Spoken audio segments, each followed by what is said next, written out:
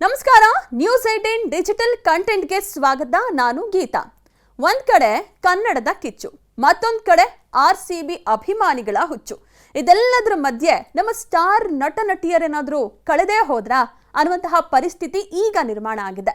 ತಮ್ಮ ಸಿನಿಮಾ ಬಿಡುಗಡೆ ವೇಳೆ ಅಭಿಮಾನಿಗಳನ್ನ ಉದ್ದೇಶಿಸಿ ಮಾತನಾಡುವಂತಹ ನಟರು ನಟಿಯರು ಆ ಸಮಯದಲ್ಲಿ ಮಾತ್ರ ಜನರ ಕಷ್ಟಕ್ಕೆ ಮರುಗೋದಾ?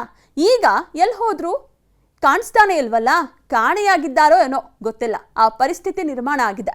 ಕಮಲ್ ಹಾಸನ್ ಕನ್ನಡದ ಬಗ್ಗೆ ಹೀನಾಯವಾಗಿ ಮಾತನಾಡಿದ್ರು ಕೂಡ ಡೋಂಟ್ ಕೇರ್ ಅಂತ ಮೌನ ವಹಿಸಿದಂತಹ ನಟರು ತಮಿಳು ನಿರ್ಮಾಪಕರಿಗೆ ಏನಾದರೂ ಹೆದರ್ಕೊಂಡ್ಬಿಟ್ರಾ?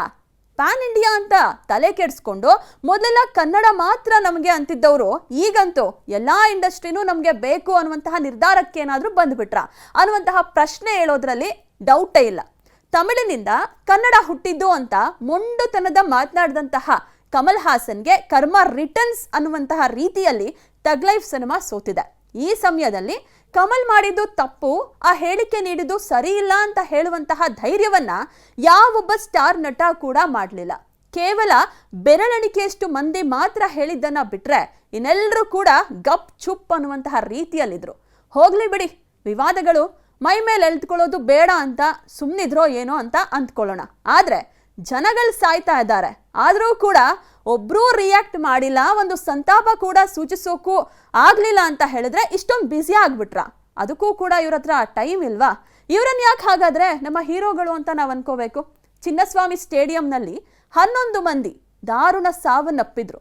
ಸಂಬಂಧವೇ ಇಲ್ವೇನೋ, ನಾವು ಬೆಂಗಳೂರಿಗರು ಅಲ್ವೇನೋ ಅನ್ನೋ ರೀತಿ ವರ್ತಿಸ್ತಾ ಇರೋದು ಎಷ್ಟರ ಮಟ್ಟಿಗೆ ಸರಿ ಅಲ್ವಾ?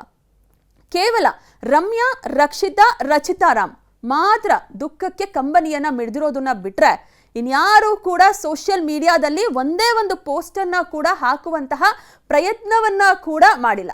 ಹಾಗಾದ್ರೆ ಇವರು ಇಷ್ಟೇನಾ? ಸ್ಯಾಂಡಲ್ವುಡ್ ಅಂದ್ರೆ ಇಷ್ಟೇ ಆಗೋಯ್ತಾ? ಉಳಿದವರೆಲ್ಲ ಎಲ್ಲಿ ಹೋಗ್ಬಿಟ್ರು? ಆ ಮಟ್ಟಿಗೆ ಜನರಿಂದ ಅಂತರವನ್ನ ಕಾಯ್ದುಕೊಳ್ಳೋದು ಸರಿನಾ? ಸಿನಿಮಾ ಮಂದಿ ಸಿನಿಮಾ ಮಾಡಬೇಕು, ಸಿನಿಮಾ ಕೆಲಸಗಳಲ್ಲಿ ಮಾತ್ರ ಬ್ಯುಸಿ ಆಗಬೇಕು ನಿಜ. ಆದರೆ ಸತ್ತವರಿಗೆ ಸಂತಾಪವನ್ನ ಸೂಚಿಸೋದಕ್ಕೂ ಕೂಡ ಆಗ್ತಾ ಅಲ್ವಾ? ಸೂಕ್ಷ್ಮ ಸಂವೇದನೆಯನ್ನೇ ಕಳ್ಕೊಂಡಿದ್ದಾರ ಇಂದಿನ ಸ್ಟಾರ್ ನಟರು. ಯಾರಿಗೂ ಕೂಡ ಮೀಡಿಯಾ ಅನ್ನುವಂತಹ ಅಂತಃಕರಣವೇ ಇಲ್ವಾ? ತಮ್ಮ ಸಿನಿಮಾಗಳು ರಿಲೀಸ್ ಟೈಮ್ನಲ್ಲಿ ಮಾತ್ರ ತಮ್ಮ ಸಿನಿಮಾವನ್ನ ನೋಡಿ ದಯವಿಟ್ಟು ಥಿಯೇಟರ್ಗೆ ಬನ್ನಿ ಅಂತ ಹೇಳೋಕ್ ಮಾತ್ರ ಇವರು ಇರೋದಾ? ಇಂತಹ ಹಲವು ಪ್ರಶ್ನೆಗಳು ಸೋಷಿಯಲ್ ಮೀಡಿಯಾದಲ್ಲಿ ಎದ್ದಿದೆ. ನಮ್ಮ ಸ್ಟಾರ್ ನಟರು ಹೀಗೆ ಜನರಿಂದ ಅಂತರವನ್ನ ಕಾಯ್ದುಕೊಂಡಷ್ಟು ಜನ ಕೂಡ ಅವರಿಂದ ಅಂತರವನ್ನ, ಜೊತೆಗೆ ಅವರನ್ನ ತಮ್ಮ ಮನಸ್ಸಿನಿಂದ ದೂರ ಇಡುವಂತಹ ಪ್ರಯತ್ನವನ್ನ ಮಾಡೋದ್ರಲ್ಲಿ ಅನುಮಾನವೇ ಇಲ್ಲ. ಈಗಲೇ ಯಾವ ಸಿನಿಮಾ ಕೂಡ ಓಡ್ತಿಲ್ಲ. 100 ಕೋಟಿ ಮಾಡೋದಿರಲಿ, ಒಂದೇ 1 ಕೋಟಿ 2 ಕೋಟಿಯನ್ನ ಕೂಡ ಈಗಿನ ಸಿನಿಮಾಗಳು ಗಳಿಸೋದಕ್ಕೆ ಆಗ್ತಿಲ್ಲ. ಈ ವರ್ಷ ಅಷ್ಟಕ್ಕೂ ಕನ್ನಡದ ಯಾವ ಸಿನಿಮಾನೂ ಕೂಡ ಸೂಪರ್ ಹಿಟ್ ಅನ್ನುವಂತಹ ಲೇಬಲ್ ಅನ್ನ ಅಂಟಿಸ್ಕೊಳ್ಳೋದಕ್ಕೂ ಆಗಿಲ್ಲ. ಇದಕ್ಕೆ ಕಾರಣನೇ ಸ್ಟಾರ್ ನಟರ ಆಷಾಢ ಭೂತಿತನ.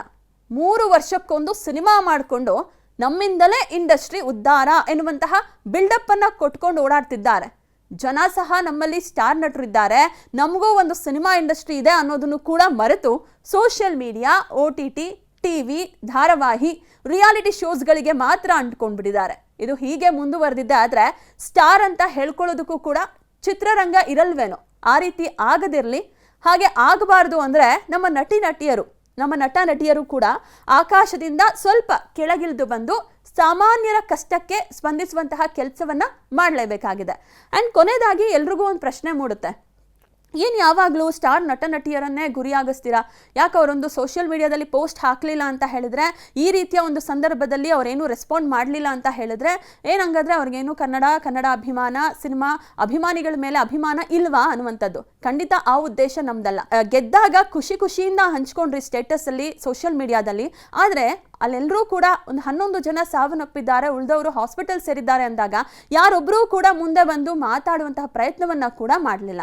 ಇದಕ್ಕೆಲ್ಲ ಏನಂತ ಹೇಳಬೇಕು ಅನ್ನುವಂಥದ್ದು ಕೂಡ ಗೊತ್ತಿಲ್ಲ. ಒಟ್ಟಾರೆ ಹೇಳೋದಾದ್ರೆ ಇದನ್ನೆಲ್ಲ ನೋಡ್ತಾ ಹೋದ್ರೆ ಆದಷ್ಟು ಬೇಗ ಸ್ಟಾರ್ ನಟ ನಟಿಯರು ಆದಷ್ಟು ಕನ್ನಡಿಗರನ್ನ, ಅಭಿಮಾನಿಗಳನ್ನ ಬೆರೆಯುವಂತಹ ಪ್ರಯತ್ನವನ್ನ ಮಾಡಲಿಲ್ಲ ಅಂದ್ರೆ ಮುಂದೊಂದು ದಿನ ಥಿಯೇಟರ್ಗಿಂತ OTT, TV, ರಿಯಾಲಿಟಿ ಶೋಸ್ಗಳಿಗೇನೆ ತುಂಬಾನೇ ಅಭಿಮಾನಿಗಳು ಅಡಿಕ್ಟ್ ಆಗೋದ್ರಲ್ಲಿ ಯಾವುದೇ ರೀತಿ ಸಂಶಯ ಇಲ್ಲ ಅಂತಾನೆ ಹೇಳ್ಬೋದಾಗಿದೆ.